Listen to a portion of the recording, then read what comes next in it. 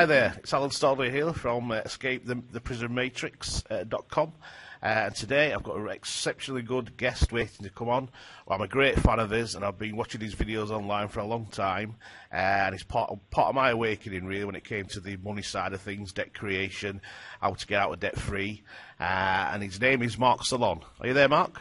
I'm here, yes. Aye, and he's from his fantastic website, getoutofdebtfree.org. And that's right, isn't it, Mark? That's correct, yes. Right, so I just wanted to start off for the listeners what I've got, because obviously some of the people what listen to my broadcasts are into a lot of spiritual things and things of that nature, and I just wanted to bring a show round to a more practical aspects of life, what can help on a day-to-day basis with the debt and what it's all about and everything, and that's why I brought Mark on, because he's a real expert on these matters. And one of the first things I wanted to ask him really is how did it all start for you then, Mark? I sort of woke by listening to people like yourself when it came to the debt side of things, and how about yourself? Where did it start for you? Well, even as a kid, I'd always felt there was something wrong. I couldn't get it into my head how somebody like, for instance, Richard Branson, who's got more millions than he could ever spend if he went on the most mega spend, had all that, became blatantly obvious how corrupt it was. It just reaffirmed what I'd suspected all along, that there was something wrong. Then, 9/11 was a big one for most. I mean, I was already aware there was some dodgy stuff going on, but everyone remembers where they were when they saw 9/11, and when it happened, I instantly thought, there's something wrong there, but I just can't quite put my finger on it, because at the time you're thinking, well, it must be the way it is, but there's something in my head saying it's not right. And then the conspiracies, and I won't call them theories, because it's turned out that the majority of these alleged conspiracy theories have turned out to be real conspiracies, and that just confirmed it even more. So I then went on a spree of trying to wake everyone up, because when you realise how serious it is and what their plans are, it's quite scary. But at the same time, compared to when I was really first woke up, and then compared to now, it's like a totally different time altogether. I used to walk around with 9/11 with an inside job T-shirts, and I still have them and occasionally wear them. But back then, people would look at you like you were crazy. I even overheard people say, "Look, he thinks 9/11 was an inside job," and doing the turning of the finger around the head to infer that you're crazy. Yeah. But that's because they've just been so brainwashed by the media, and it's so easy to do. It's a very powerful media brainwashing corporation they've got involved in here, and it just carried on from there. I was running my own company at the time, and then the law changed in 2006, but that didn't come into place until 2008. And I knew when that came in, that would kill my business off. And by February 2008, my business had gone. I nearly lost the house, but managed to sell it literally 8 weeks before it would be repossessed. And then started really digging into, because I was dealing with the other side of things, including health cures that have been suppressed. And then when the financial crash came and everything went skew that way, I started looking into that more, and I couldn't believe what I was finding out. The whole system works exactly the way it's meant to work, and that's to keep us poor and the parasites with all the money. Yeah. Absolutely, yeah. I can back to the 9/11. I remember when I saw that myself, and the first thing I thought when I saw it, I thought, how that's just a controlled detonation. I'd seen that many videos, because I used to be quite interested in demolition as a kid, and I saw how they brought buildings down. I thought, well, that's exactly the same as what's happened there. But I must admit, I didn't actually really think it was an inside job until probably about 2 years later, I think it was, something like that, when I started to really look into it, and I saw some videos. But yeah, it's that was one of the biggest ones for me, I think, the 9/11, because I thought once I got into my head that they could do that, then they could do anything, can't they? Basically. Well, I mean, it's understandable how most didn't see through it, because then the media blurb came of here's Bin Laden in a cave saying how he blew up the towers on 9/11. So they did a really good job of covering up, even though it wasn't Bin Laden saying that, it was an actor. And that was probably the real forefront for the crisis actors we've got now, and like we've had in Paris recently. Yeah, absolutely. I mean, we were talking about that the other day, weren't we? We had a conversation, rerunning some of the old footage from Boston Marathon. I think one of them was a guy with a broken window, and it was the exact same footage. And they was trying to say that were Muslims in Paris, backlash against the Muslims in Paris. You're like, oh, unbelievable. Yeah, it really was. Their problem is now everyone's pointing out that there are inconsistencies in their false flag events. But it's coming out so quickly. It's like the Paris. Let's not get off the track. Paris was deliberately engineered at shortish notice to distract from the fact that Prince Andrew's a paedophile. Correct. Exactly. Yep. Because all it's been is for the past 2 or 3 weeks, however long it's just been that all every single time. And Paris, this. Yeah, you're right. Yeah. And also as well, I think on the back of that, it's a good excuse for them to bring martial law into Paris, isn't it? Try and do that. Well, they're trying that, but here's the interesting thing. Most don't understand what martial law is, and it's not what you perceive it to be. Martial law came in hundreds of years ago to a degree, and what it was an actual, I think it was a baron called Marshal, and he didn't like what the king was doing, so he basically took over, and it was referred to as martial law, and what it actually meant was giving the rights of the public, the rights back to the public, so that the king couldn't get away with what he'd been getting away with. But of course we've been twisted into believing that, and the way they would use it is curfews and all that type of thing. So it is actually quite different to what we believe, but they will use it the way that we believe it, that's for sure. Yeah, definitely. Yep, certainly will. One of the other things I wanted to talk to you about is obviously you've not mentioned Get Out of Debt Free and your involvement with that website. I mean, that's one of it is, as far as I'm concerned, the best website out there to help people get out of debt. How did that come about then? How did you get involved in that? Well, that was probably, bear in mind, we moved out of the house in July or June, and then we were sort of like all over the place, because even though we were moving out, the council had said we deliberately made ourselves homeless, so they wouldn't help us, and I ended up moving in with a friend for the best part of a year, until I actually found somewhere to privately rent. And it was during that time that I started looking deeper into the financial system, and then I came across Get Out of Debt Free, and it was a very different site to what it is now. I can assure you of that. But it had the information that's there now, and even to this day, the Mary Croft information still is a big part of Get Out of Debt. It's just as I started digging more, and since then others have jumped on the site. I mean, we're now up to over 60,000 members, and they're all digging in different parts of the system, and that's what scares them the most. We've got so many digging into different parts and finding different bits of information that when you realise what this information is, how powerful it is, it changes the games. When we eventually... I mean, I started looking into the financial system and how it worked, and I was finding so much out. This is what really propelled me even further. And also, I spent nearly 24/7 on Get Out of Debt.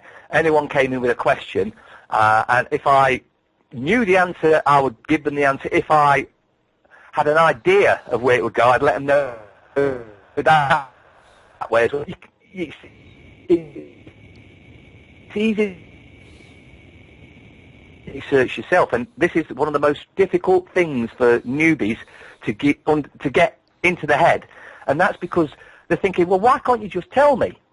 And I could just tell you exactly what you do, and I do. In the actual latest news, there's a section called How to Use the Forum and Main Site, and I put videos out, and John Wittrick's put videos out of how to do things.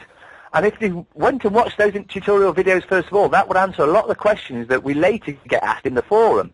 But unfortunately, everyone wants to know everything straight away today.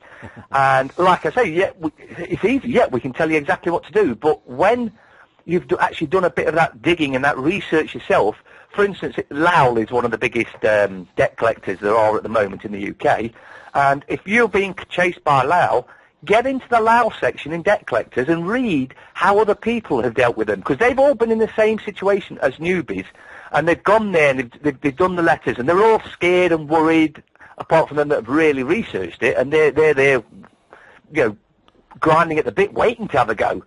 And if you read how Lau responded to everyone else, and then you start dealing with the three-letter process, and you get exactly the same letter that everyone else had posted to them, you suddenly realise that we get berated all the time. Oh, you're only using template letters off the internet. Well, yeah, they are template letters, and they're for you to change, and also for you to read, and you need to know why it's worded in such a way. Certain words, if you read them initially, you'd think they were spelled incorrectly, when actually that's the exact way to spell them.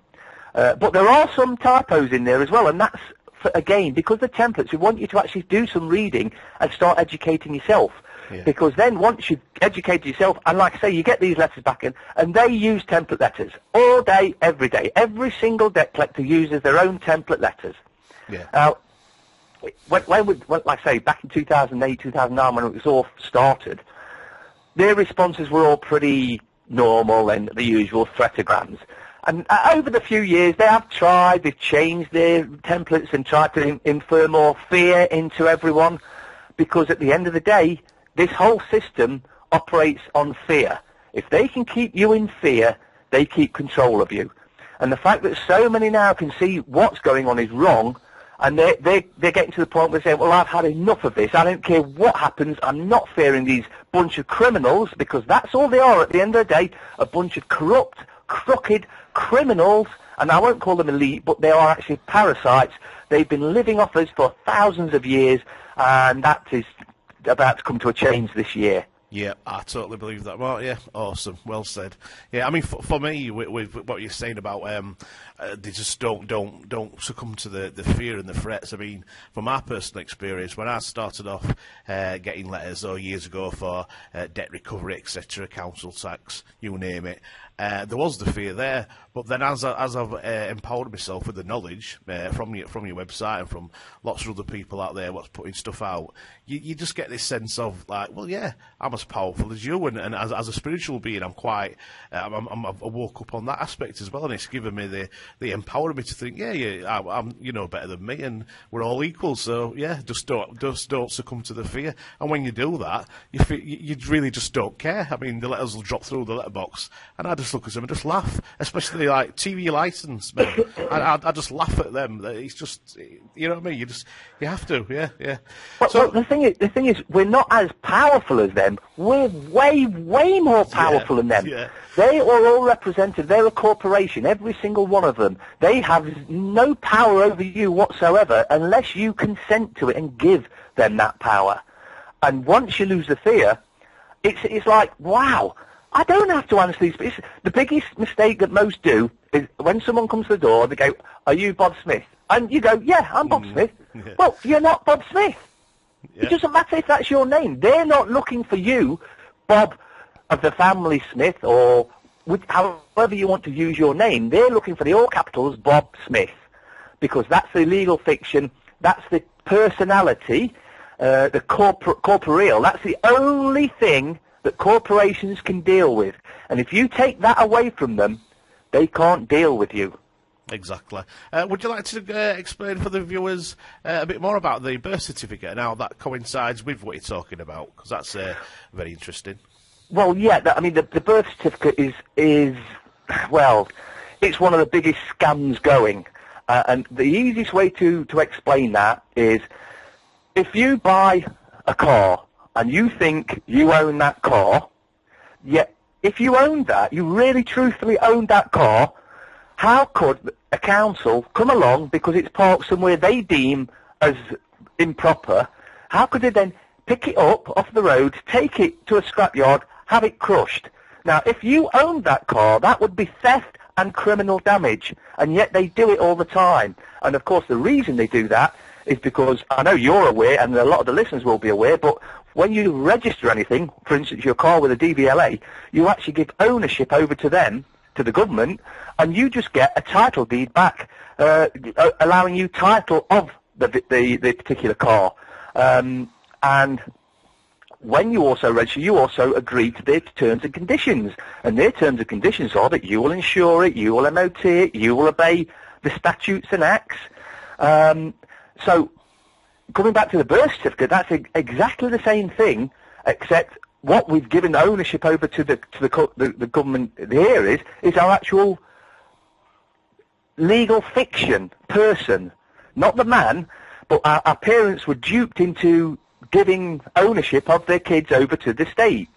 And you can see this in so many ways because, again, if they deem that you are misusing their property, their children, their property, they come and take them off you. And of course, the problem is they've got such powers in this particular field nowadays that they just make up anything they want, and they'll come and take your kids and then supply them to the paedophiles in Parliament, in the police, in the banks, in the energy companies. They're all connected together, and they're all in the same gang. Are paedophiles, and this is because the only others that they would trust with what they're doing, and the big secret that it's all a scam, is other paedophiles, because if any of them decide I'm going to go out and tell the truth, they'll just use the fact that they've been raped and then to get your children, you give ownership away. The birth certificate, if you actually read the birth certificate, it's very interesting read. You'll read the fact that you're actually a bachelor, or your father was a bachelor, and your mother is a spouse, and what a spouse actually means is a woman that's incapable of having children. Well, if you're incapable of having children, how come you're registering a child? It really does go... the more you look into the words and the documents, and you sort of like start analysing what the words really mean, it becomes very, very interesting. Yeah, it does. I mean, correct me if I'm wrong, but it's all based on Admiralty law, isn't it? And the fact of the word birth. That's like you give birth, like you have a birth of a ship in the dock, yes. and a doctor's there to deliver the baby. Yeah. well, if you think about it, how do you stop anyone from coming into your house and taking your belongings? You have a lock on the door. Yep. Now, if you think about it, a canal lock to lower the boats and hire the boats. Well, a canal leads to the sea, the river, which leads to the sea, which leads to Admiralty law. There's so many. It's like you get allegedly done for anything, and you go to court where games are played, and they want you to stand in the dock because your person is classed as a ship, and they dock you so that they can then deal with you. Hence the word ownership. Yeah, I suppose that comes from there. Yeah.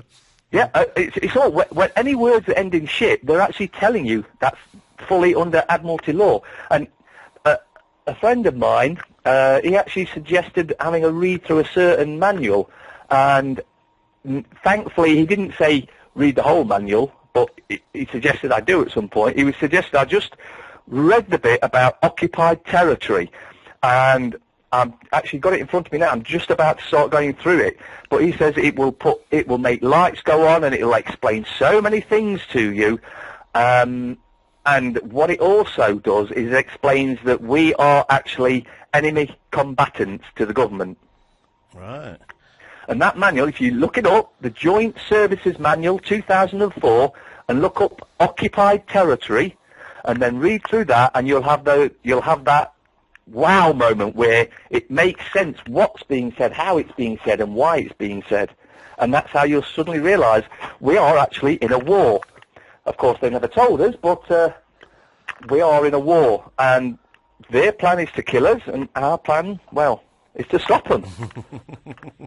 So, just mention that again. What's it called? That document? It's the Joint Services Manual 2004. And you need to go in, look into a specific subject of occupied territory, and you just search that on any search engine, and you'll find it download as a PDF. Right. I'll tell you, Mark, that's going to be one of the first things I'll look at when I finish this show, I think.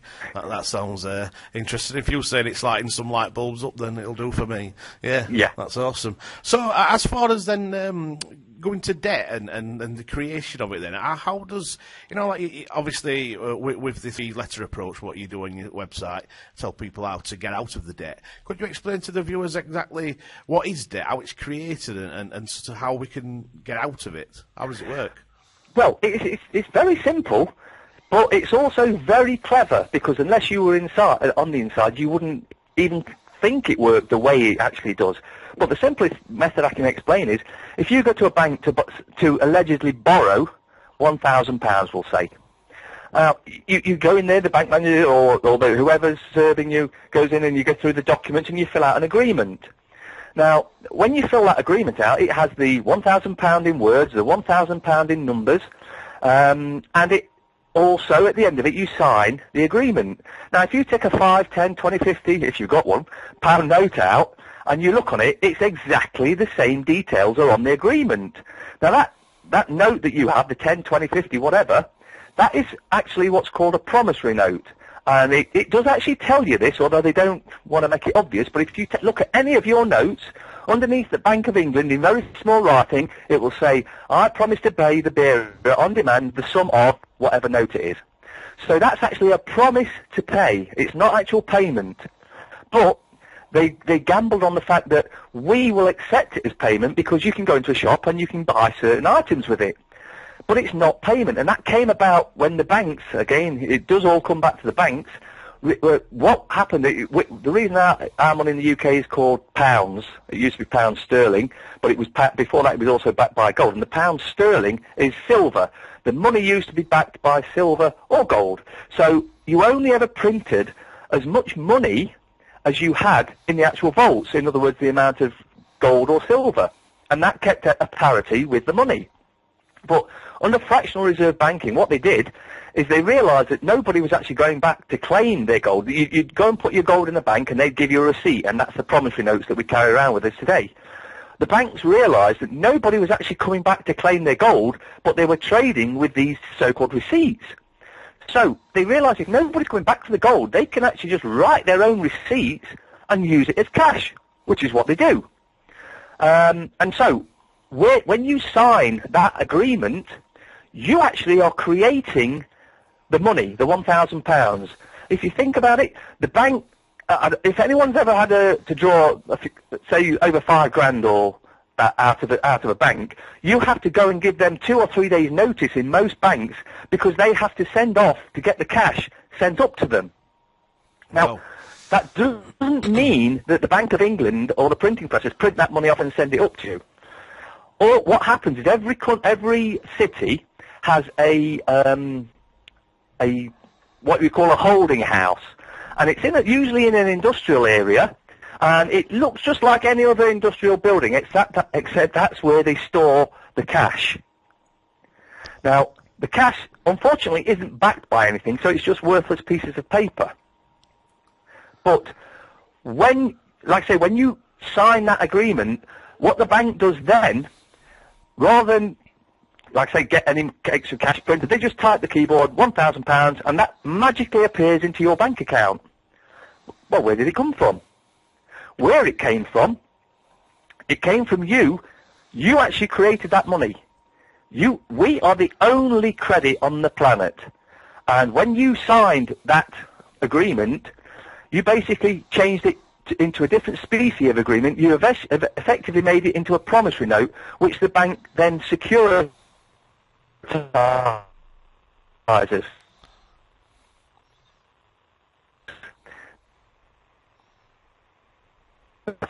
Instantly, plus the other banks buy it because they know they're going to get that amount back, plus interest. Could I just stop you there? You just cut out a bit on the Skype then. You just got to the bit where you were saying you monetised it. Can you just repeat that again? Because it just cut out. Yeah, what the bank does is they securitise the actual agreement. They sell it to another bank or other banks, and they buy it because they know they're going to get the original amount back plus interest. But here's the kicker. You created the money. So why would you need to pay it back? Now, if the bank charged, say, 1%, you borrow 1,000, they charge 1%, and that was taken out the original alleged loan because it's not you created it, then that would be fine. But no, they con you into you giving the whole amount back that you've created plus interest. And this is where, for those that have a mortgage, or even have paid it off, should pay attention particularly to what's coming up on Friday. The same process applies when you go for a mortgage. You go for the mortgage, they'll check that you can afford to pay back even though you're actually going to be the credit for it and you're going to create that money. and you fill out a mortgage agreement. The same thing happens. Whether the house is £100,000 or say, and you fill out a £100,000 mortgage agreement, you sign it, that's it. You have paid for that house in full as soon as you sign that document. And do you know how we know this? Well, how? Well, because then, and this is where the scam comes, they get you to fill out another document. And on this document, you are using the house that you've just paid off in full as surety for the loan that you just created. And they scam you here because you could not use that house that you've just paid for as surety if it had any encumbrances on it. Basically, if there was any debt on it, you couldn't use it as surety. Well, it hasn't got any debt because you paid for it in full when you signed the document. And so they scam you using the house as a surety. And of course, we've taken it for so long, we thought that's just how it worked. We've all known it's wrong. We've all known that why would you buy a house for, say, £100,000, and then after your 25 years of paying their extortionate interest rates and everything off, you've paid £300,000 plus pounds. Why would you pay 3 times the amount of what it was actually worth? Of course, the reason you do that is because it's an absolute, utter and total scam.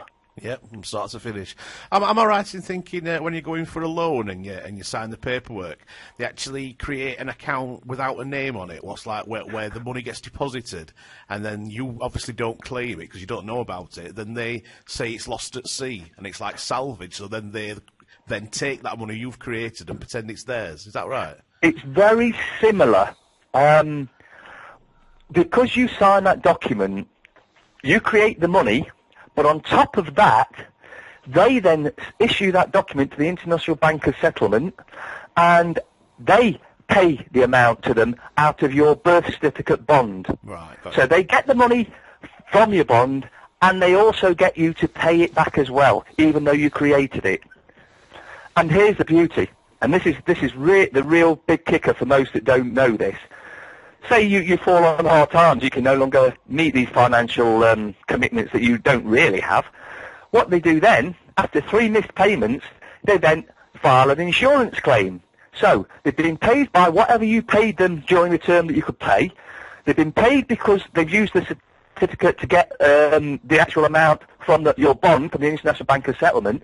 Then after 3 months, they then claim on their insurance to get the full amount back again. So whether you pay or not, they're going to get paid 3 times the same amount that you think you've borrowed. Oh, absolutely. It's an utter and total scam. And this is why, under their own terms, they know that the country's bankrupt. The last time it was bankrupt was 2008. The time before that was 1939, when World War II started. The country automatically goes into bankruptcy. And under bankruptcy terms, a country can be bankrupt for 70 years, and when a country is bankrupt, all debts are forgiven. No one should be paying for anything. So, bearing in mind that bankruptcy means 70 years, now, 1939, you had 70, that comes to 2009, so we would have been out of bankruptcy in 2009. But, wait, what happened? 2008 financial crash, we're all bankrupt again. Yep, outrageous. Utter scam. And it gets far worse. I mean, I'm just talking as we go along on subjects that pop into my head, and I'll just tell you what I know about them particular subjects. But it's absolutely astounding, the complexity, but also the simplicity of the scams that we're going through.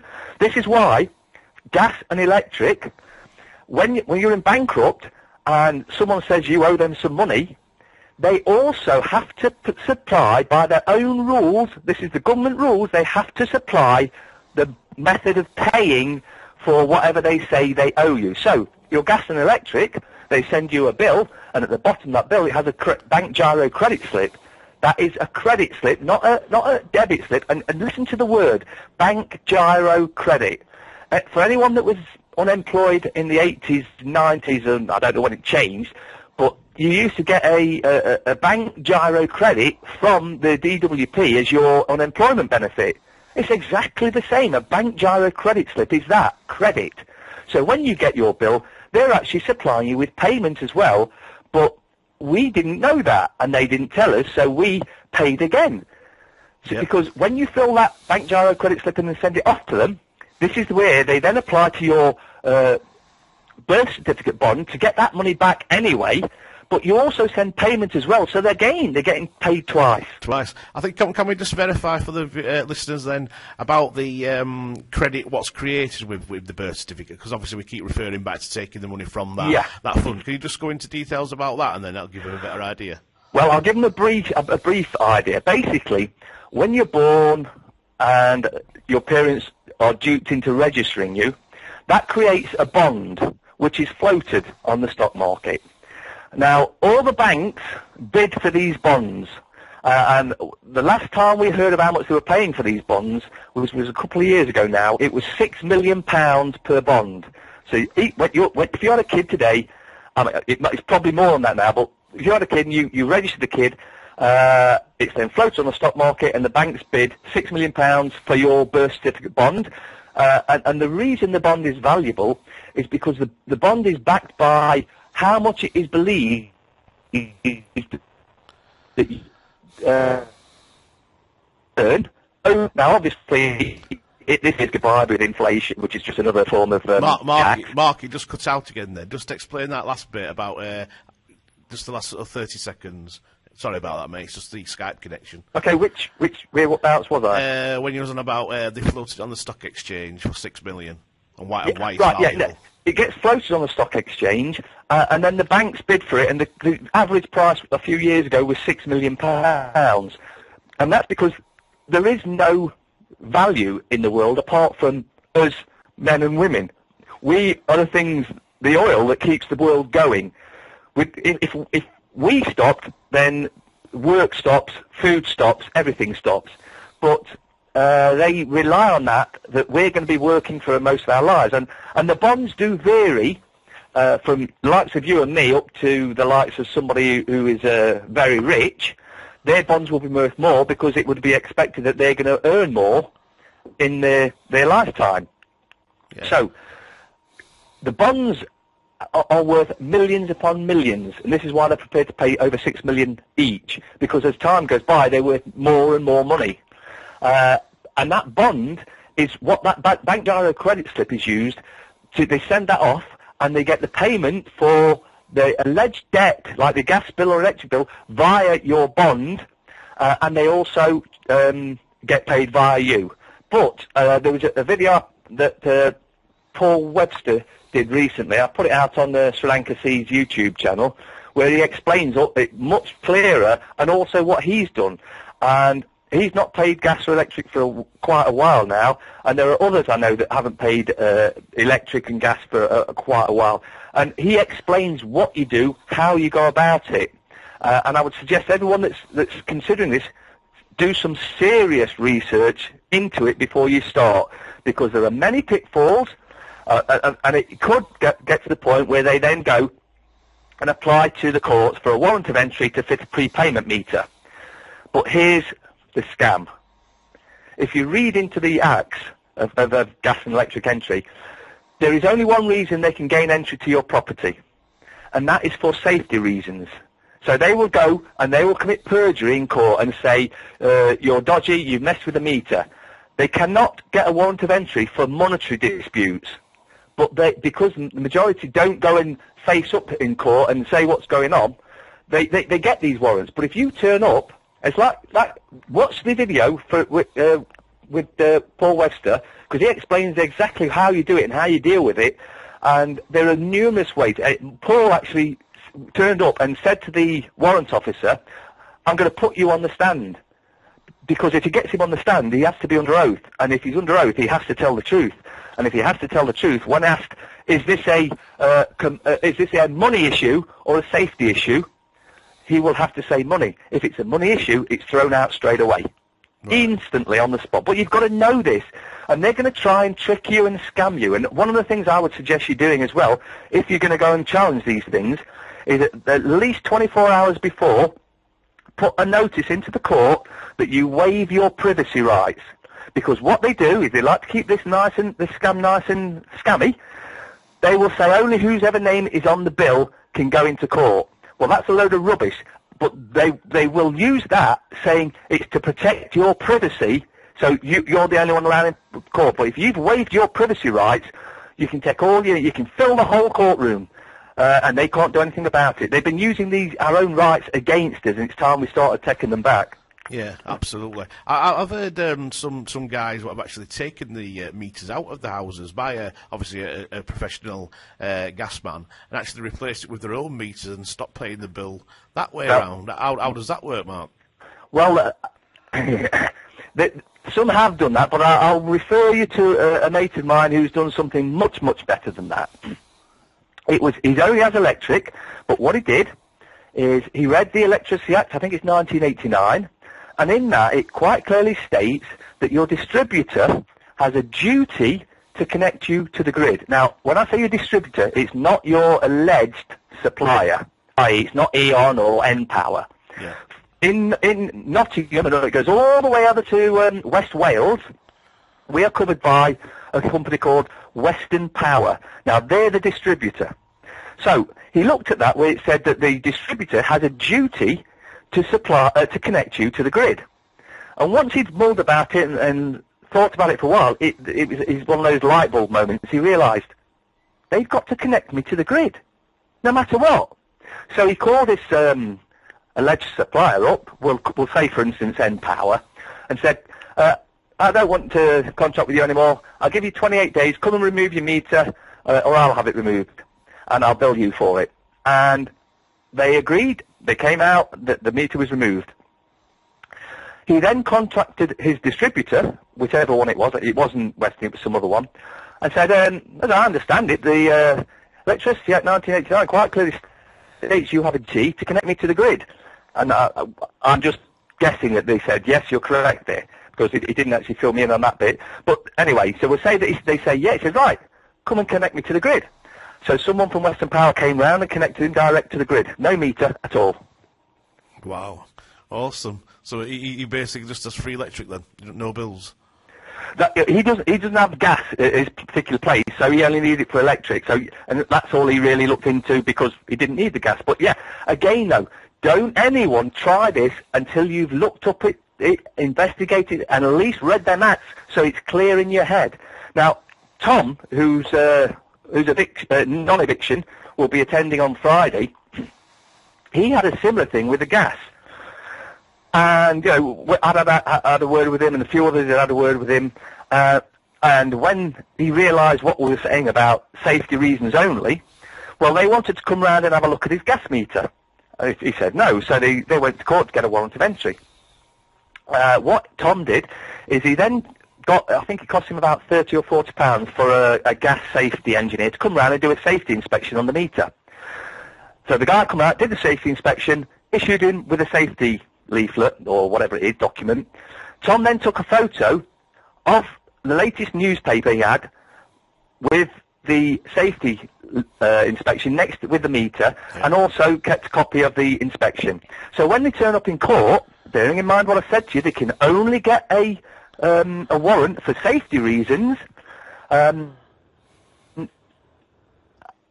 going to the usual blah blah blah piece, and Tom said, "Excuse me, I'd like to see this," and he gives this to the magistrate. The magistrate looks at it. It's a safety inspection, and she says, "Oh, can I show the warrant officer this?" Tom said, "No, I had to pay for it. It's mine." So she gave it back, and basically that meant there could be no warrant issued because they could only go for safety reasons, and he's got a safety certificate saying it's perfectly safe. And so that was just blown out the water. That was it. He's won. Wow. Awesome. So, yeah. So, basically, if you do your research and you really know what you're talking about, you can just beat them at their own game, can't you? You don't have to do anything where what you're doing, what might get you into some sort of trouble, because obviously that's what puts a lot of people off, doesn't it? They think I daren't do that, I'll get into trouble with the police, but he's just playing them at their own game. So, yeah, that's fantastic. Well, acceptance of value absolutely works, but they will not allow it to. Under their own terms and conditions, it works. They cannot stop it. So what do? They just totally ignore the law. Acceptance of value is where you fill out the gyro credit slip and send it back to them. Now, under the bills of exchange, you've returned that as a payment. Now, if they accept that payment, well, obviously it's paid. If they reject that payment, In other words, they're sending back saying we don't deal with this. And if you look up in their articles of association on all these energy companies, they all admit they do accept promissory notes. And they send you the promissory note back saying we don't accept this. Well, again, under the Bills of Exchange Act, you've offered payment, they've rejected it, the debt has been paid. But they just ignore this, and nobody actually seems to have the bottle to actually follow it through and challenge them in court. So, you know, it does work, but you've got to know what you're doing, and the other things we've talked about prior to this are probably even easier than that, but I must put a warning, do not try any of this unless you've fully researched and know what you're doing. Yeah, good advice. Going back to, you was talking about Tom, the guy with the meter, and he's allegedly trying to come and evict him, but obviously it's not going to happen on Friday. Would you like to tell the viewers about his story and get some support to try and get as many people down to help him out this Friday? Yeah, it's this Friday, the 23rd of January 2015 at 10:30 a.m. It's in Carlton. If you go on Get Out of Debt Free, you can get all the details in the latest news and the eviction latest news. Tom's story is rather unique in that, well, it'd be nearly 27 years ago now. He took out a mortgage for his home where he lives now, and he took it out with Bradford and Bingley, and it was an endowment mortgage. Anyway, a certain amount of years into it, for argument's sake, I'll say 10 because I can't think the exact number, he realised his mortgage had been changed from an endowment to a part capital, part interest, without his knowledge, without him knowing. So he went and complained to the bank, and the bank sent him a bunch of flowers for his wife and a bottle of champagne for him. Well, at least that's where I figured it went out. And so Tom thought, well, they must have sorted it, it's back to an endowment. So he carried on paying his full endowment mortgage. Anyway, a few more years later after that, it changed again, this time to an interest-only mortgage, again without telling Tom. But Tom carried on paying the full endowment policy. Then after 25 years, he's paid his mortgage off, and he gets a letter from the bank saying that his original mortgage was for £40,000 to £41,000, and they claimed that even though he paid his endowment for 25 years, they've also lost the endowment policy, by the way, they claimed that he still owed £45,000 after paying over £120,000 to them. Wow. Now, the reason that they can do this is that whenever you have a mortgage, in the terms and conditions, you give the bank your power of attorney. So they can write financial documents in your name.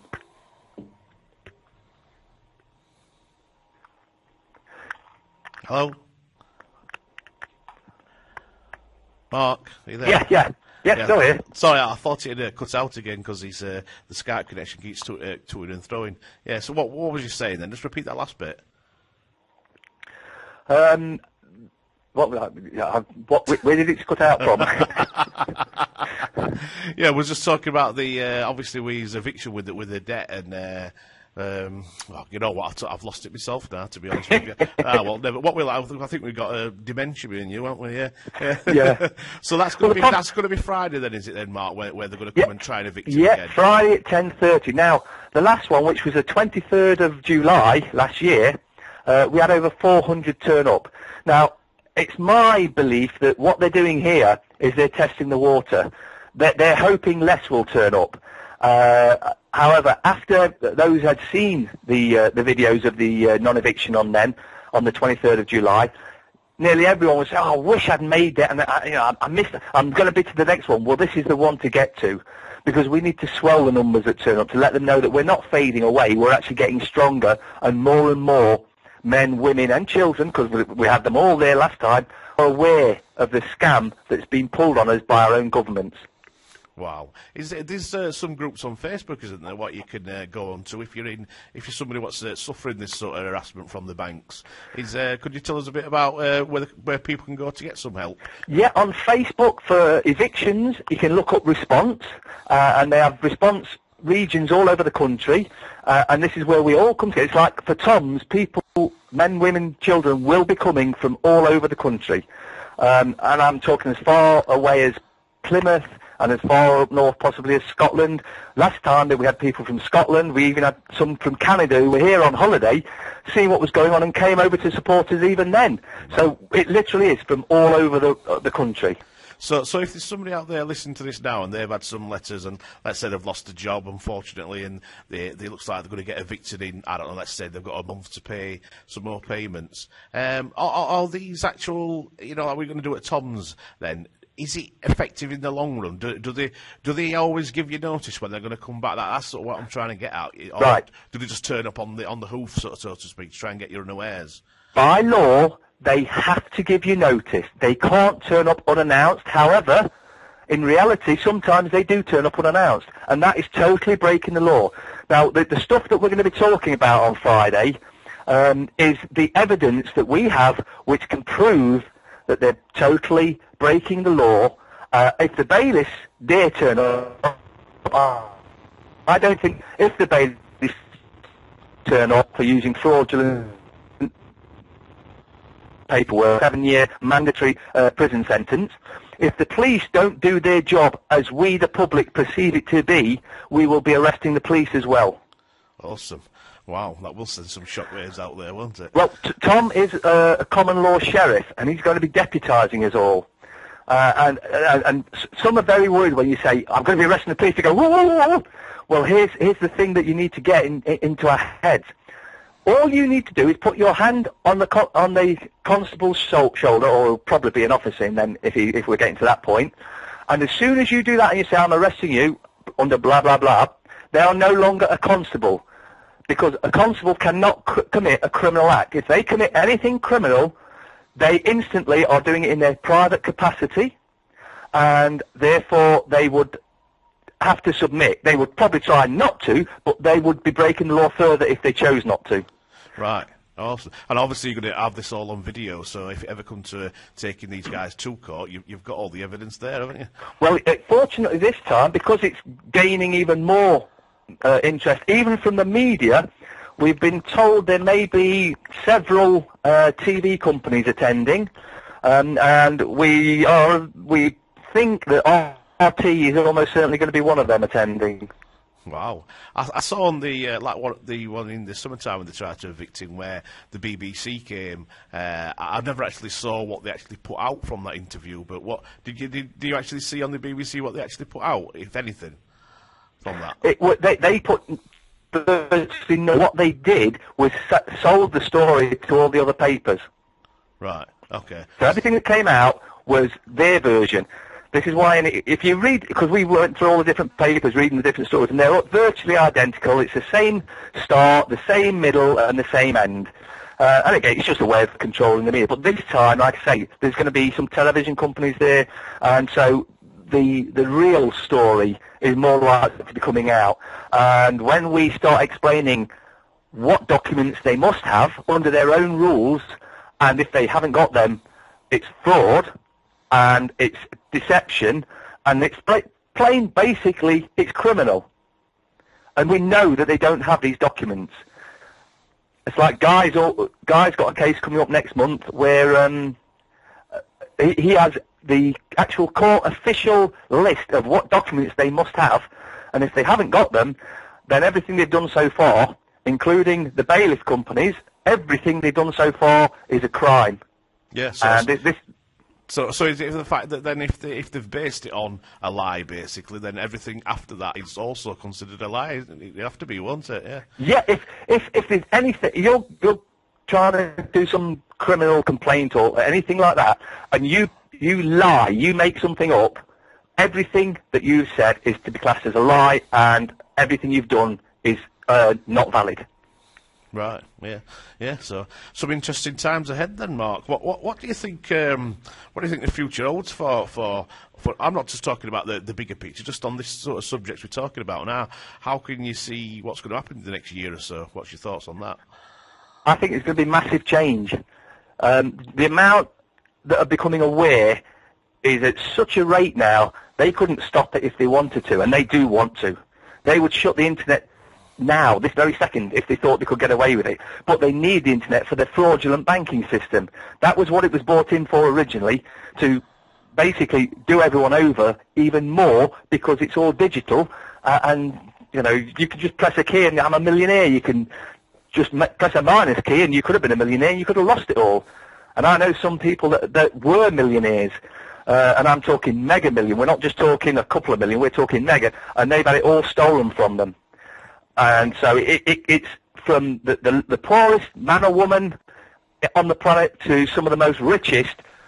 The system is doing them all over, and that's why they're under attack at the moment from every different angle, because everything they've done is wrong, and we can prove it beyond any shadow of a doubt.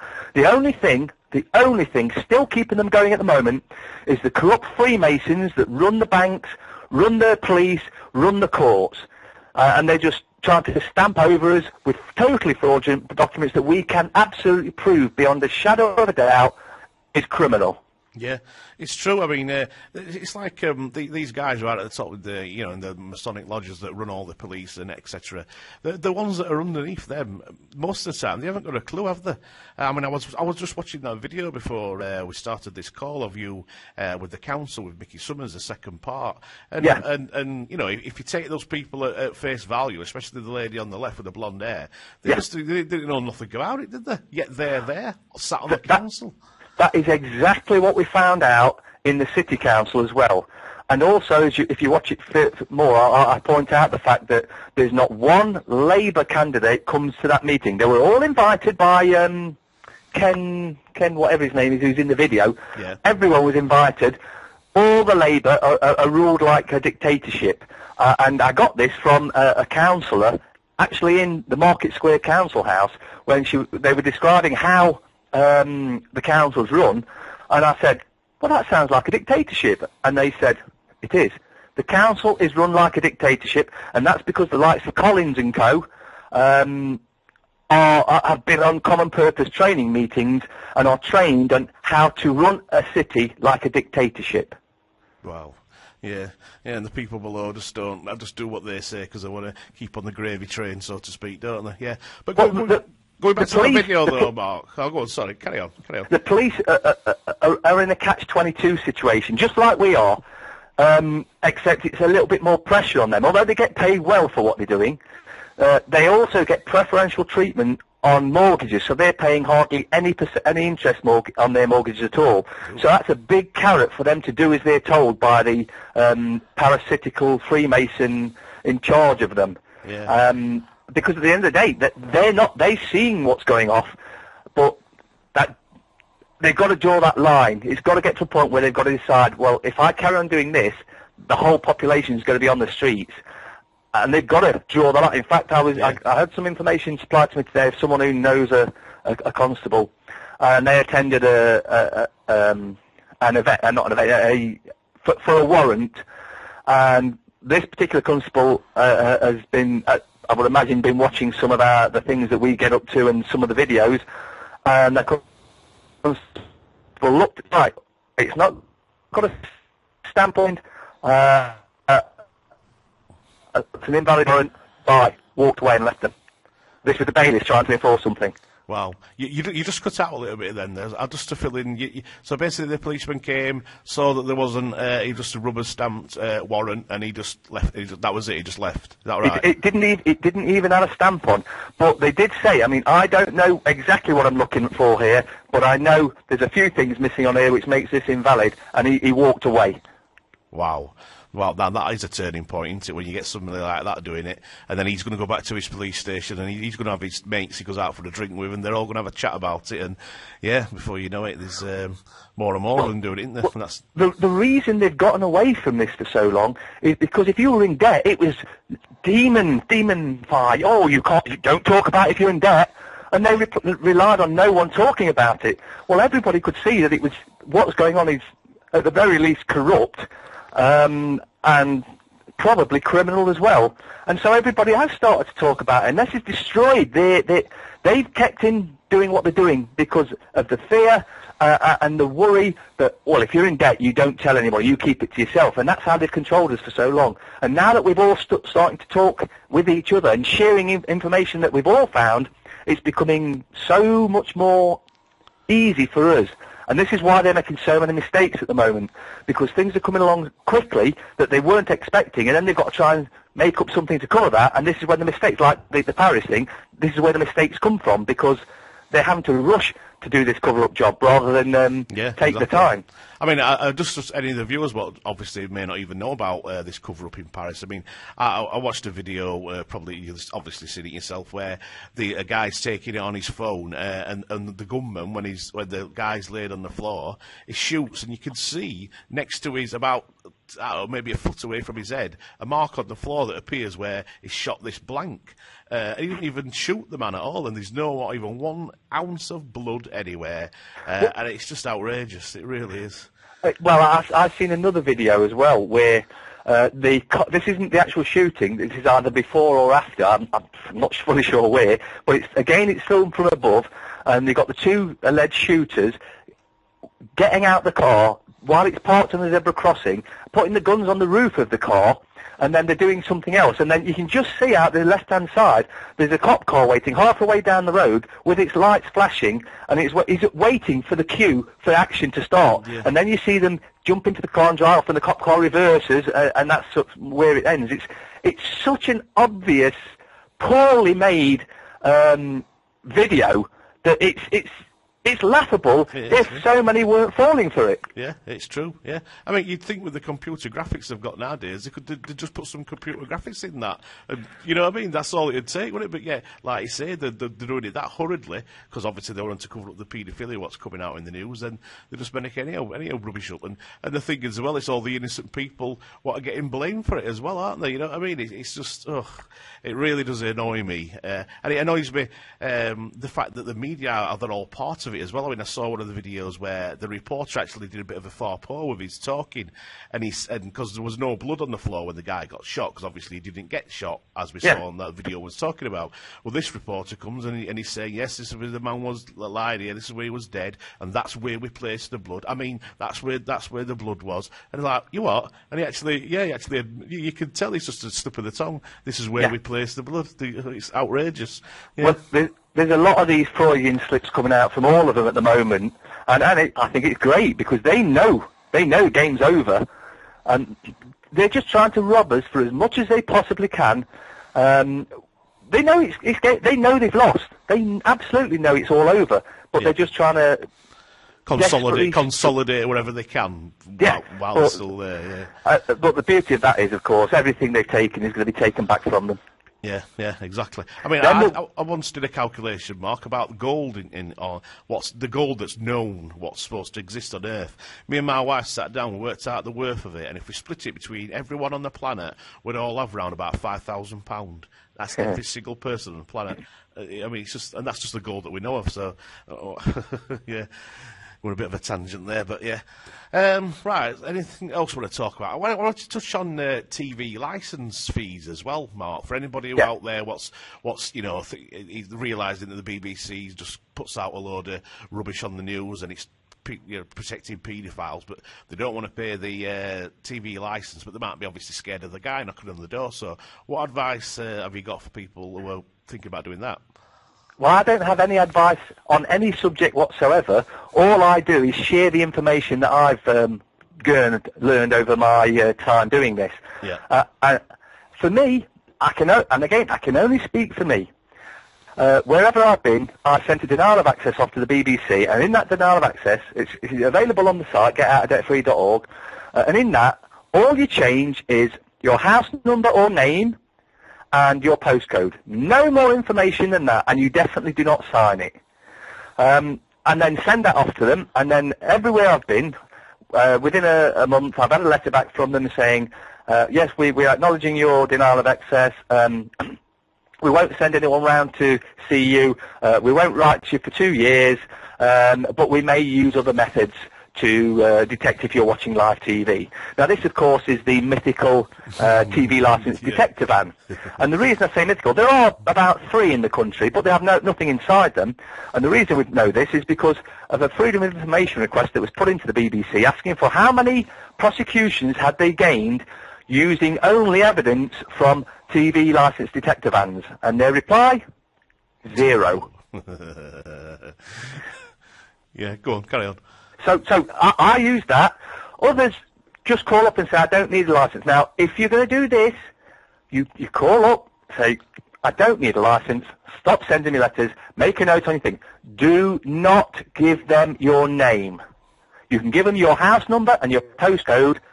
No more information. Now, they will try and get all sorts of extra information out of you. For instance, if you rent, if you own, and they're building a case to try and do you. So you do not give any more information than, I do not need a TV license. This is my house. My house number is 2, and my postcode is whatever your postcode is. Yeah. And they'll ask you what. That's all I'm prepared to give you. I do not wish to discuss anything further. Can you confirm that has been added to my file? And they should add it, and that should be enough. What about when the guys actually come knocking at the door? Let's say there's people out there what's not done that because they didn't know about it, and they've got the TV license man knocking at the door. What in your experience, what would you do with that situation? Well, there's so many ways to deal with that. Again, though, it comes down to the fear factor and how in control you are. And if you can beat that fear, I mean, I'm well past the fear. I'll go and challenge them and usually record them. As you'll see, there's one where the water. I thought I'd play a game with Severn Trent Water, and phoned them up and said I was a new occupier in a particular property, and I even gave them a made-up name. And then the very next, because they know who is at this place, they know that for a fact. But because I don't give the details, there's nothing to do. So the very next day, and there's a video of it out, and that is actually an educational video on how you can become the occupier of your own house. And if you are the occupier, who are they going to take to court? Yeah. So is that on your YouTube channel and that video? Well, it's Sri Lanka Sea's channel, yeah. Yeah. And it basically, we even call up Ofwat and ask them about it, and they confirm that they cannot, under human rights, cut your water off. And then he goes on to say something along the lines of, but they can repossess it. And I'm thinking, what are you talking about? That was just a scare tactic. They've been getting hammered with inquiries about water. They cannot cut your water off, period. They cannot put a dribble thing in so you're only getting a certain water pressure. That is against the human rights. Some of these companies have tried this, though, and it's easy to go and take it out, the restrictor, if they get round to it. But at one point, they tried to threaten me with a warrant of entry, and that was before I knew the full ins and outs of all the warrant of entry type of stuff. And I was going to write back to them and say, well, actually, you don't need to go for a warrant of entry. If you tell me who's coming and you'll have a 10-minute time span, as long as you're here between this and gone by this, I'll allow you to come in and look at the meter. But then I thought, well, actually, I can't be bothered to write to them. If they go for a warrant, it's going to cost them money and they're not going to get paid anyway. And it never happened because it will cost them money and they weren't going to get paid anyway. Yeah, so, yeah. But this is the thing. If you weren't aware of how things work, you would have got that warning going to court, get a warrant of entry, and you would have pooed your pants. Yeah. But because I know how it works, it's more of a laugh than anything else, and it is. And that's why I put that water video out, because a lot are having problems with water because they're trying things. I mean, I wouldn't do the A for V now. I did it years ago, and it worked a treat, but I wouldn't do it again now. I would do exactly what I did in that video. Yeah. Yeah, really good advice, yeah. Oh, sorry, not advice, really good experiences of yours, yeah, what you're referring to, yeah. Yeah. What about Guy Taylor? And I've been following him, obviously, on his videos as well, with his Bodmin Manor, where they did the illegal possession of that. What stage is that up to now, then, with him? That's back in court next month, although I have a feeling it's going to be adjourned to a later date still. He was due to get a warrant issued against the bailiff, the head bailiff, and that's still ongoing. But they've come back because they're trying to cover their arses every way they can, and they put in a counter appeal sort of thing. But they haven't got the. It came out. The guy asked for it in court. This is under your own terms and regulations, court procedure rules. These are the 4 documents that must accompany any repossession. I require these 4 documents. And the judge said, he actually said 6 days, but the judge says, 42 days are fine. They couldn't supply the documents. Why couldn't they supply the documents? Because they don't exist. The bailiff company writes their own warrants. Sure. It's totally fraudulent, and what they do also is the solicitors have their own key code, so they can actually call up Land Registry and say, this man or this woman no longer owns this, it's now Bob Smith. And apparently you don't own your land anymore. That's what the solicitor's doing. That's totally fraudulent, by the way. And the solicitors are fully aware they are committing criminal acts when they do this, but because they've never been taken to task for it, they think they're getting away with it. And the repayment time's coming for them. Coming soon, yeah. For the listeners then, what probably don't know about Guy Taylor, am I right in thinking that they just basically said that he'd taken a loan out on the vault, against his house, and he'd not even done that? And is that what they were trying to say he owed the money on? No, what happened was he took a loan out for £800,000 or £900,000, and he was paying it back, and then, like I mentioned earlier, when you take anything out with a bank, you give them to your power of attorney. Yeah. So what the bank did a short while later is they took out another loan, paid his loan off, but it was a higher loan than the one that he took, and then they claimed that he owed that. Well, he's asked for the paperwork showing that, and he's asked for the signature on the paperwork, and guess what? The signature on the paperwork isn't Guy's. Unbelievable. I mean, just outrageous. It's just like the highest forms of criminality, isn't it? You can imagine, and just getting it under cloaks of like law and order and respectable banks, yeah, and they're just bloody criminals, aren't they? At the end of the day, there isn't a lawful bank in the world, and from the stuff that we've found out now, and Guy will be up on Friday, by the way, so will be many other well-known men and women. Yeah. We're going to give all the information out as evidence that nothing they ever do, and we can prove at least the last 25 years there hasn't been a lawful eviction in the UK. Wow. Yeah. And in Nottingham alone, that evictions are running at 250 a week. Bloody hell. It's outrageous. I mean, you think about that in the human cost. That's 250 families with nowhere to live just because the banks are just greedy beyond belief. But it's worse than that. It's not just the nowhere to live. The councils refuse to help you because they say you've made yourself intentionally homeless. You can't go private rented because you've got bad credit because apparently you made yourself intentionally homeless. Oh, so they are literally sticking people on the streets. Yeah, and then it's illegal to be homeless. That's the next thing they're bringing in, isn't it? Yeah, so and they're already doing this in America. Yep. Any homeless people are being taken to certain camps, being chipped for their own good. Oh, obviously, yeah, of course. And kept in these camps. Well, yeah. And kept in these camps, and no doubt there'll be profit made out of the facilities for having inmates in it. What's all part of the corporation? What's put them there in the first place? Well, the problem with this country is most don't realise the majority of prisons these days are run privately. They are private prisons, which means they save money by not treating you if you're ill, so they don't treat you. Yeah. Yeah, I mean, I've been following the case of Melanie Shaw. Are you aware of that case where she was being abused as a child? She went to the authorities, didn't she, to basically bring them to justice, and she's got put in jail to shut her up, and that's outrageous. According to someone in the know on that, she is still being abused and psychologically abused to this day, and by this I mean. The police are having a big part in this. They are, if she's walking down the road, say she's done some shopping, they'll pull up and ask her, does she want a lift back? They'll jump in. That's not about giving her a lift back because police don't give lifts. Yeah. That's about intimidating her. And they've been doing this since she's a court case.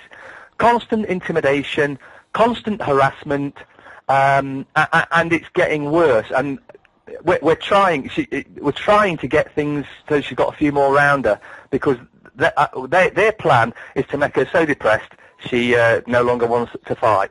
Yeah, that's true. I mean, just to get this out to the listeners, that this lady, the reason they're harassing her is to stop her giving evidence against the paedophiles that abused her, and the police and the authorities are all in it together to stop this evidence getting out there. Yeah. It's just outrageous. Yeah, and when she was in that the prison in Portsmouth, what it was Sodexo, they run that prison, Peterborough, yeah, and they run that prison. And she just got abused in there, didn't she? They wouldn't treat her as sores or anything, would they?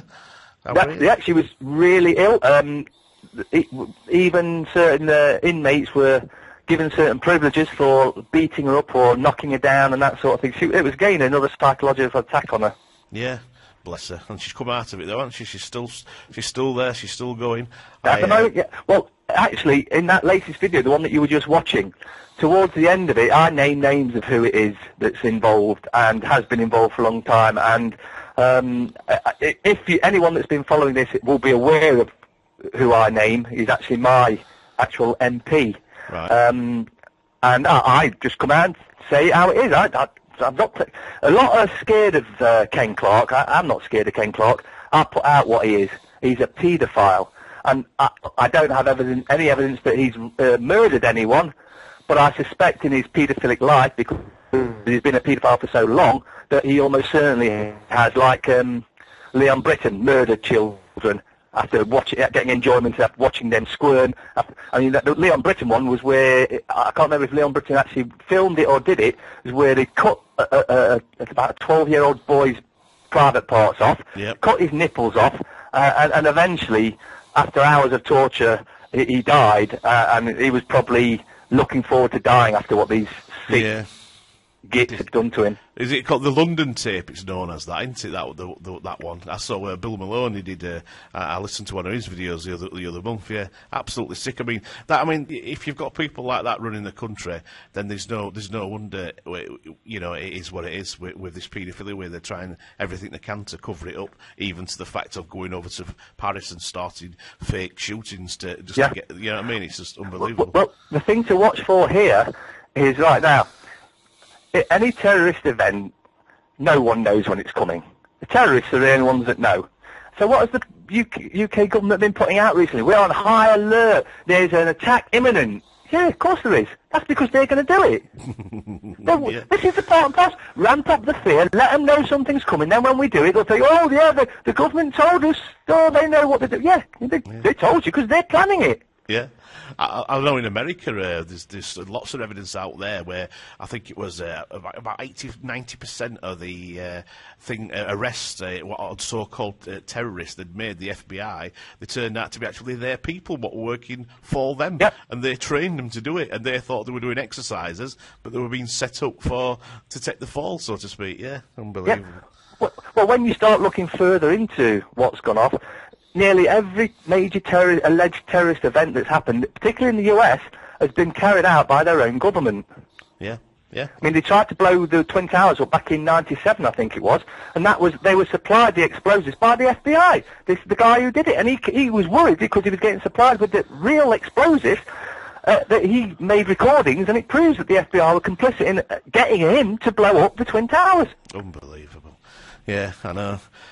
I mean, I watched a video, I've no doubt you've seen it many times, but they keep taking it down off YouTube. But it's the one where the BBC reporter has stood there, and there's the third Jane Stanley. The third tower that went down, and she's saying how it's already gone. And yet, 20 minutes before it happened. I mean, if that's not proof for anybody who's sceptical, then what is? What more proof do you need? Well, the BBC did a debunking on it, didn't they? And she actually said, oh, the press release just got issued early. So the first thing I would have said there was, how did they know it was going to come down? Exactly. They're just digging their own grave, aren't they? It's just outrageous. Yeah.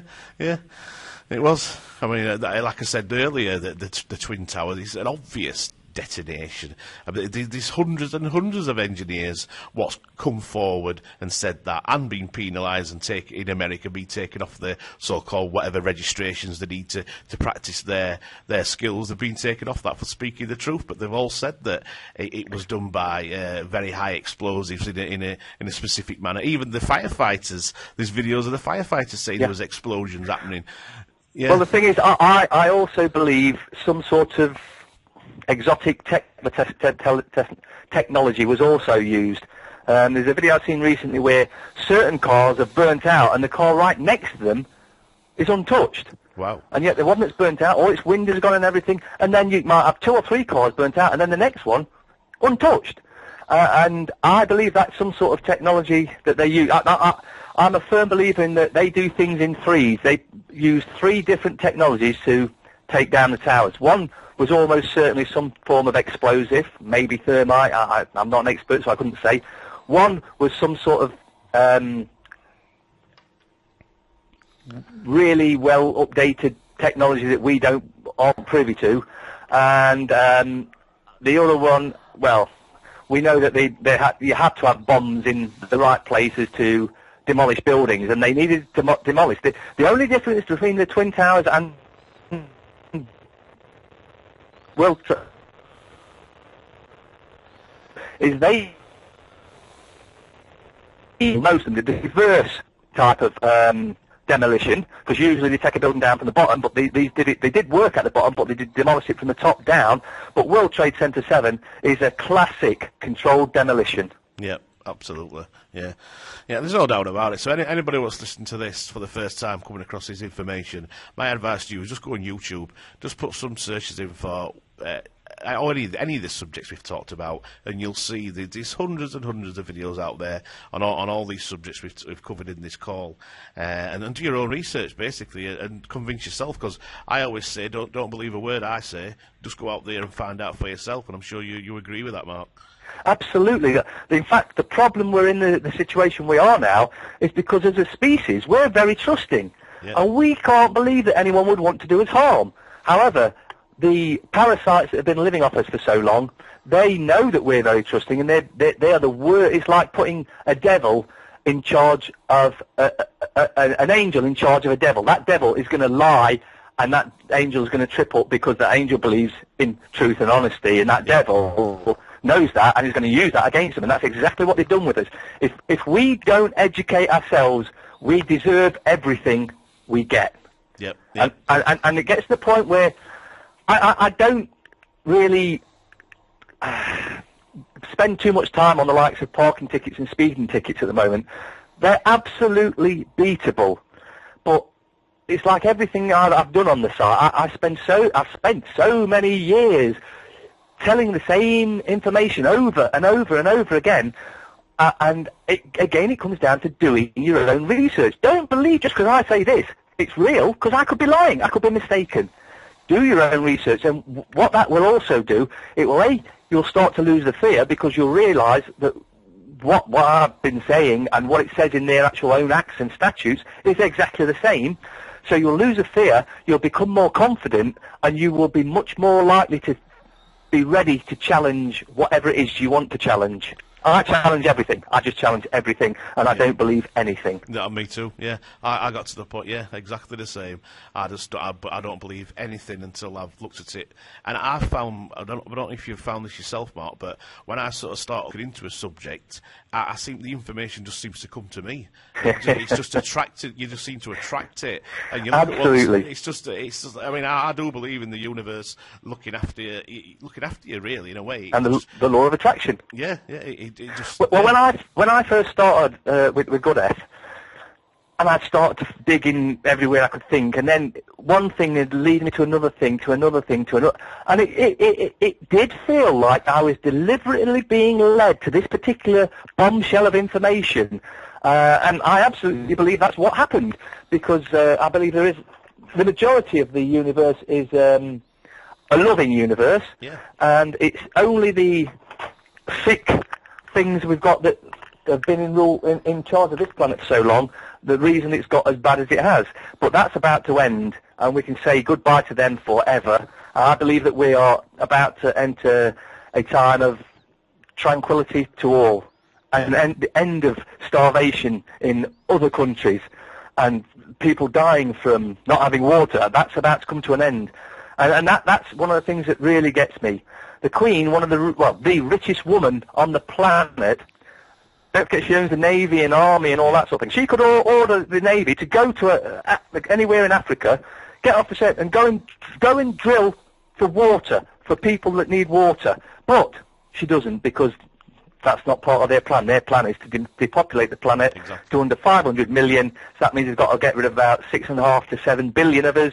And if we had stayed asleep, they would have got it done, no problem. But thankfully, many have been warning us for a long time. In fact, on the Sri Lanka Sea YouTube channel, there's a video someone put out, and I copied and put up as well. It's called "We Were Warned," and it's some of the men through history that have been warning us of exactly what's going on. In the speeches, the speech by John F. Kennedy is one of the latest ones, wasn't it? When he's just talking about the powers within his own government. That's the elite. He's just talking about the elite and what happens to him. He gets shot. It was about 2 weeks later after that, something like that. Yeah. Well, it's Lincoln who introduced the greenback. He got murdered. Strange that greenback banking, and JFK. And this is what most don't know yet, or maybe some do, but most don't. The reason they killed him was because he was about to introduce the greenback, reintroduce it, and he was also about to legalise marijuana. He was aware of the benefits of that plant. And so they couldn't allow that, because that would kill the pharmaceutical industry and kill the banking industry, two of the most profitable sides for the evil that is. Yeah, exactly. I mean, I want to talk about the health benefits. There's just one point I wanted to point out there as well. Do you realise, I didn't come across this information about a year ago, that the Titanic, there was a huge amount of delegates on there what was going over to America to actually I don't so much expose the elite, but stop their plans to do what they were going to do with the bankruptcy and the money, and what happened to the Titanic, as we all know, sank. And it wasn't even the Titanic that sank, it was the Olympus, I think it was called. Yes, Olympic, Well, interestingly, there was a priest that got on at Southampton, I think it was, and got off the other side of Ireland. And allegedly that's when they would finalise the plans of what was going to happen. It was all planned. The Olympic was, it was worthless anyway, and so to claim the money back, they changed it for the Titanic, sunk it, got the insurance money, and got rid of a big group of very powerful men that had perhaps got their money legitimately, unlike the corruption that's going off now. And so they were probably good-hearted men that they decided they had to kill, otherwise it would have stopped the whole game of what they had planned. Exactly, and that's all the way back into the turn of the 19th century, wasn't it? Yeah, so... And let's not forget, within 3 years of the Titanic going down, the Federal Reserve was reinstated. Yeah, exactly, and that's where it all stems from. Exactly, yeah. Going back to the health benefits, then, when you touched on cannabis, this is one of the things, I've got a website where I built last year, and it's just dedicated to the alternative, like, the remedies out there, and I know you're very into that yourself, so would you like to talk about the cannabis oil and sort of, any information you got about that?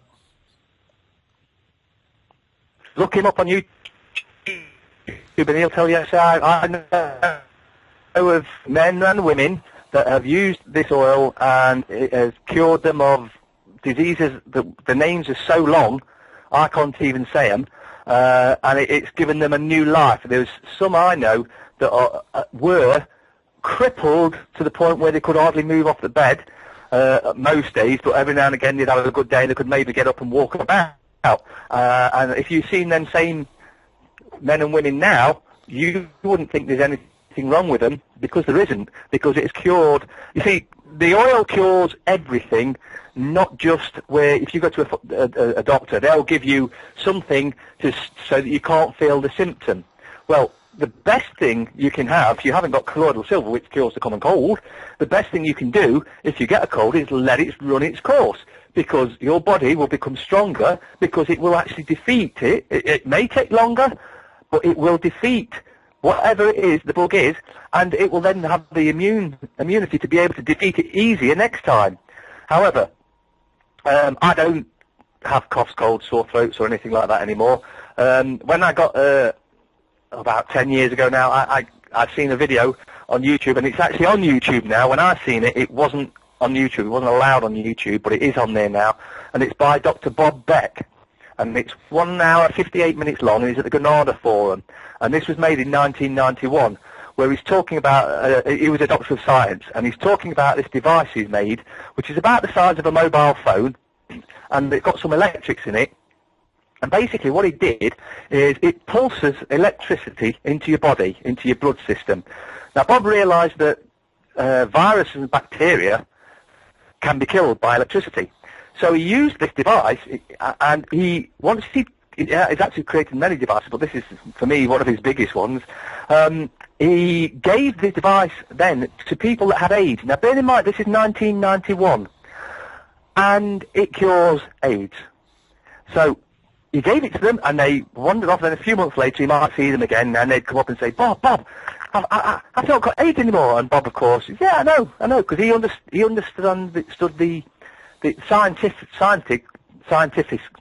that word behind it. Yeah. But they said, no, Bob, no. Yes, it cured AIDS, but I also had cancer, and it's cured that as well. Well, this sort of like perked his mind a bit, and that's when he started realising what was going on.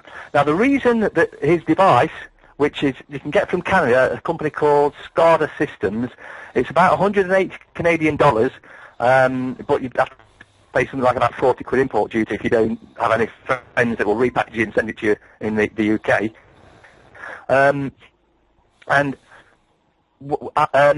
When I first saw him talk about it, that it could cure cancer and can cure AIDS and can cure the common cold, I was like, well, if this is either the biggest scam there is, or if even one of these things work, I'm going to give it a go.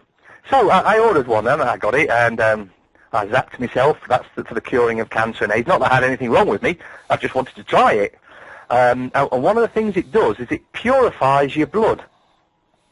By that, we all have a load of crap floating around in our blood system. This device kills it. Organic, inorganic, it wipes it out. You then get rid of it. Now, what Bob found, if you see that video, like I say, it's 1 hour 58 long, but well worth it. Bob used to be over 300 pounds in weight. He was a really big bloke. You know, you'd get to the airport and you'd have to get a seatbelt extender to go around him. He was that big. And then when he made this device, he started using it on himself. Not that he thought he had anything wrong. He just liked to test things. And what he came to the conclusion was that he had that many parasites living in his body that when he was eating, they were taking all the nutrition out of his food, so he would still be hungry and tired, so he'd have to eat more to try and get a little bit of nutrition. And once he started zapping himself with his zapper, it killed all these parasites, and they left the body naturally. And then he didn't need to eat so much, and when you see him in that video, he's actually probably between 9 and 10 stone, so he's come down massively. He claims it also helped him grow his hair back, and he says that was to do with washing his hair with colloidal silver, which is what the device makes, but also zapping himself as well. And when I got one, I started, every time I'd get a cough, cold, or anything like that coming, I'd make myself a glass of colloidal silver, and then I'd just sip away at it. And usually that'd be for about an hour, sip away at it, swill it round my mouth, gargle it, and drink it down. And then after an hour, whatever it was coming is wiped out. Mm. And then 6 months after I got the device, someone I know was ill, and the doctor sent him to the hospital, and the hospital did all the tests and said, okay, go in, your doctor will call you for the results. And then on a Monday, the doctor called up, I think it was a Monday, it might have been a Friday, called up and says, can you come in for your results, and can you bring someone with you? Now, if you ever get that call, you know that's not a good call. That's not good news you're going to be getting. And he brought them into the doctors, and he popped the X-ray up on the machine and said, you see this big black mass? It was a chest X-ray. This big black mass in the centre of your chest here, well, that's cancer. I want you back at the hospital in a week's time to see how much it's spread. Now, they came out of there, and her daughter was with her, and her daughter phoned up everyone saying that they're going to die, they've got cancer. And they phoned me up, and I said, no, it's okay, I'll just use the Bob Beck device. Now, I didn't know it worked, but I knew the fact that the colloidal silver works, so I was absolutely of the belief that, yeah, this can work. If that worked, and this can work. Now, Bob in that video says you need 30 days of use of this device. However, in later videos, when he's done more research, he realised it's just 5 days of use of a device to cure cancer. Wow. Now, the being came down to see us, and they only used it for 3 days, for 2 hours a day for 3 days. The following day they didn't come down, which would have been the 4th day, and the 5th day they were actually back at hospital. Now they get back into the hospital, and there's a bit of a confusion in the hospital because they can't find any trace of the cancer, and they run every test you can imagine, and they come to the conclusion it must have been a mistake when they had her the week before, because they haven't got cancer now.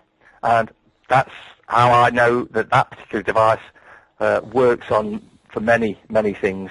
Yeah, exactly. So anybody out there that's got any relatives what's got cancer? I mean, for me, a bit of a sad story. My dad passed away over 2 years ago, and unfortunately I came onto this knowledge of how to cure him when it was too late. He'd already gone.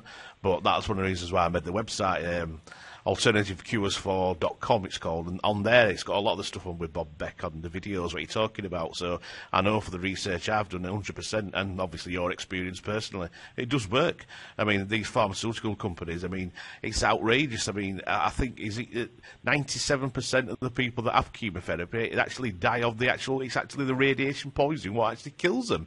It's not even the cancer, is it? It's the treatment that kills them. No, but it irradiates all the cells, the good and the bad. So they're basically trying to kill you, and then they have this laughable thing that if you live longer than 5 years, you're classed as cured. Even if you die one day after 5 years, you're still classed as cured. And yet there's so many natural cures out there.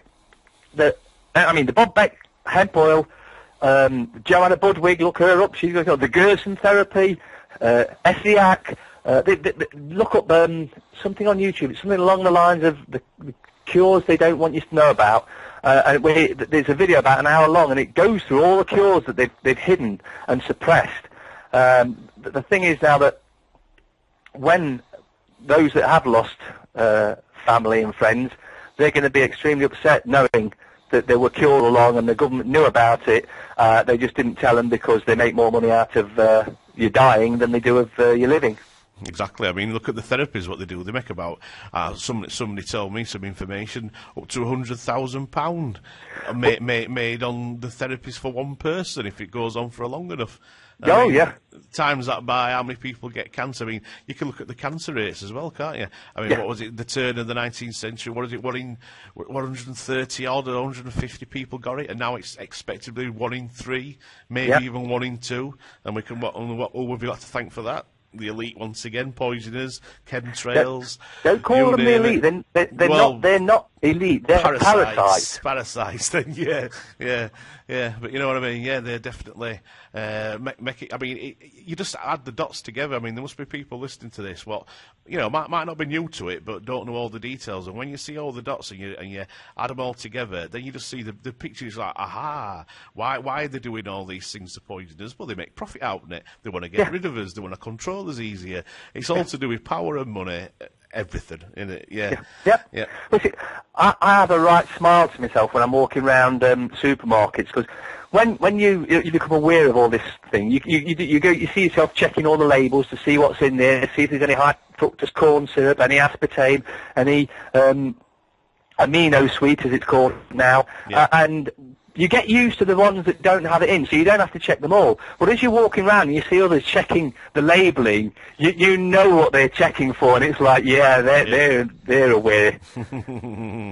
Absolutely. I mean, there's another thing where we're starting to use is distilled water. The benefits of that. I mean, for me, I think the way distilled water works, it's very much like that Bob Beck machine, the way it cleanses the system. I mean, it's just, I mean, for people out there who don't know about it, it's basically you get a distiller. I mean, we bought one online. I think it was £73.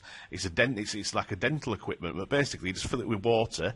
You switch it on for 4 hours, distills it all, and what that does, it takes out all the impurities. So there's nothing actually in the water apart from the actual molecules of water itself. So when you put that into your system, it just flushes out any impurities it finds all over your body. And it's a very simple process, but you have to drink recommended for at least 4 litres a day, which sounds a lot, but it's not really. You know, when it's spread over, and I've seen hundreds of videos of the effects of that. It's miraculous, isn't it? Well, yeah, there's Aquarius the water bearer. He does a good talk about that. In fact,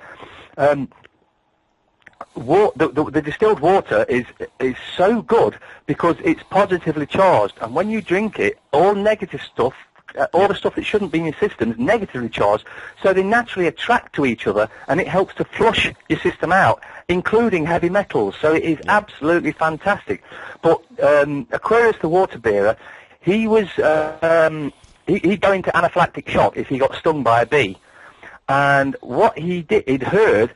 Was sort of to do with a distiller, but it's a natural distiller. Actually, it's your body. You're right. And he'd heard that if you get stung, now bear in mind, if he doesn't get his treatment rather sharpish, if he goes into anaphylactic shock, he dies. But he tried it out himself. He got stung, and he'd heard that you'd wait about 30 seconds, and then if you can, if you do a little bit of pee into your hand, put that into your mouth and hold it under your tongue. There's 2 nodes under there that analyse it. And the poison from the sting gets analysed, and your own body creates the anti-poison. And he tested it on himself, put his own life at risk, and he's waiting there. He says, and I was waiting 5 minutes, and I'm thinking, he's worried. 10 minutes, nothing's happening. 15, 20, 30. Now, normally by 30, he needs to be in the hospital having the treatment, but nothing happened. It carried on for hours and hours, and eventually he realised it had done what it said it had done. Yeah. He'd actually created the own anti-poison, and that had sorted him out. So, again, there's so many more complementary things, and this is why they've tried to make urine dirty, and to the point that when you see people go into the toilets, particularly men, and how they, obviously you know how men pee, and then they go and wash their hands afterwards. Yeah. Well, the urine they've just peed away is more clean than the water they're putting on their hands. Exactly. Yeah, exactly. It's true. But the co-host what does this show with me, Paul Massey, he's actually started doing urine therapy, i.e. drinking his own urine. Now, people listen to this will be going, oh, that's disgusting, but he tells me, he documents it, and basically he says, as long as you don't do it first thing in the morning, and the more he's done it, the cleaner his pee's got, to the point where it tastes nice, believe it or not, and he's just the miraculous things what will start to happen with it is just incredible. Well, it has to be a whole dietary change. You can drink it in the morning, but not when you first start off, because it'll be quite yellow. And that's because of all the bad stuff you're putting into your body. If you can change your diet and have a much more natural fruit and veg type diet along with distilled water and your own urine therapy, then that will come clear and odourless. Now, what most don't get is that if you look up any of these skin moisturisers, they are all made with horse urine. Yep, absolutely. Now, your urine's better for you than horse urine, and you can test this out by, if you want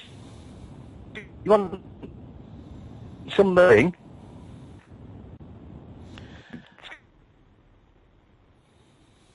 It's also good. Do it when it's warm. Trust me, it's far better than when it's cold. Mark, you just cut out there. Just start from that last sentence, couple of sentences. What you were just talking about the urine. Just say it again, because it just totally. Yeah. Well, if you get into the urine therapy and the fact that it is a fantastic skin moisturiser, what you should do is just try this out yourself. When you get up in the morning, when you're having a pee, just get a little bit and just rub it on your arms, your forearms, just at first. And I'm not saying soak it, I'm just saying rub enough on so it soaks in. Because when you're in the bath, your body actually absorbs around 2 litres of water. So rubbing that onto your arms and your skin, your arms will absorb it.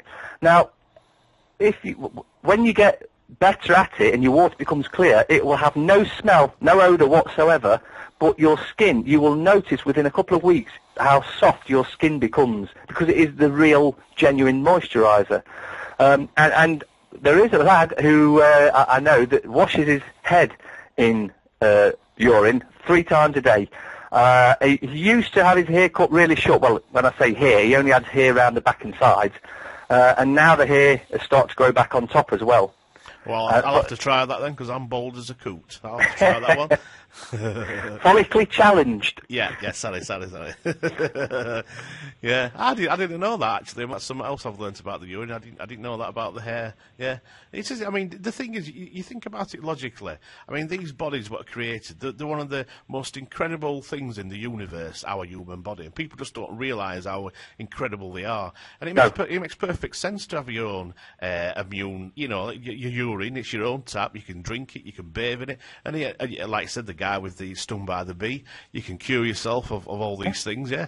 It just makes sense, doesn't it? Well, one of the things that, when I talk to someone that doesn't know anything about this, they'll go, well, yeah, but, you touch this, and I always come back with, right, you ever had a girlfriend?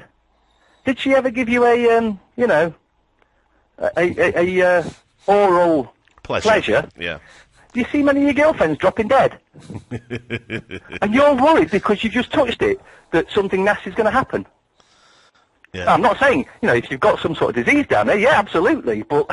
Yeah. Exactly, yeah. It makes perfect sense to me. Yeah, absolutely. Right then, Mark, I think that's been an hour and 40 minutes. Is how else you want to touch on? Or shall we call it a day? The only other thing I can say is that I'm not on Facebook anymore. I've now moved on to some alternative ones. Again, have a look, see if you like them. I like a couple. There's three I use, but there's one I like better than most. But everyone has their own opinion. If you want to check them out, it's informedplanet.org, scene.is, and tsu.co. They're all different, but they all have their little bits and bobs, and you might find you like one and you don't like another. But I made up my mind a long time ago I was coming off Facebook, not just because of what they were bringing out, but I was just sick of it. It's just spyware, and if everybody stopped, they would lose all their advertising and they'd be out of business within days. Yeah. I mean, I told you this story the other day when we chatted, but I'll say it for the listeners. They say with this new update of what was on the 1st of January with Facebook, that if you've got an app on your phone, then it basically gives them the rights to record audio, and you actually take pictures. And they can spy on you supposedly to help us get what we want from the advertising, so we get adverts put in front of us. Well, my point is, I've not got the app on my phone at all, right? But last week, me and my wife was having a conversation about these distillers, what we wanted to buy. Right, I had the conversation in the morning. I came into this office where I am now, and an hour later, I logged onto Facebook, and the first thing I saw was an advert for a distiller. So they're not even following their own terms and conditions; they're just spying on you constantly. Yeah. So that's why you decided to go on that scene.is. And what's the other one? Escape. What was the other one? Informedplanet.org, all one word, and tsu.co. Right. And they're all good and they're all different, and it's I like all three. Probably Scene needs a little bit, few more tweaks doing to it, but the other two are really cool. And on the Informed Planet, unlike Facebook where you poke, on there you actually hug. So you can give someone a hug rather than give them a poke. Yeah, I like that. Yeah, cool. So what can the people wanting to follow you then? What's your username on these platforms? It's either Ceylon or Mark Ceylon, and it's whichever one that it lets you use, because some like you to use your name, some like you to use, well, it's like Scene, you can be anyone you want, and on that I'm just Ceylon, I would imagine, although I don't mind using Mark Ceylon anyway, but you search for Mark Ceylon or Ceylon and you should find me. Yeah, excellent.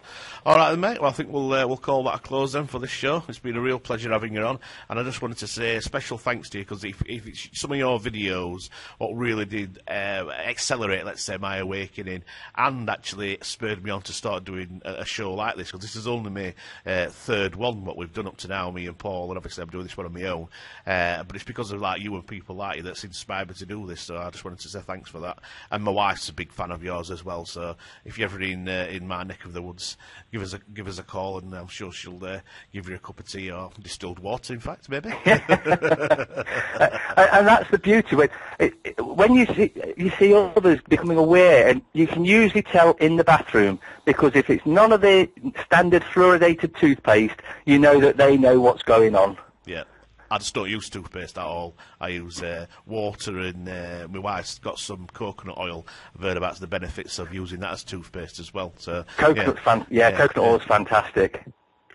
Right, mate, we'll have to call it a quit now because I'm coming to the end of what I'm allowed to have on Blog Talk Radio, not far off. So it's been a pleasure talking to you, mate, and no doubt I'll speak to you again. All right. Cheers, mate.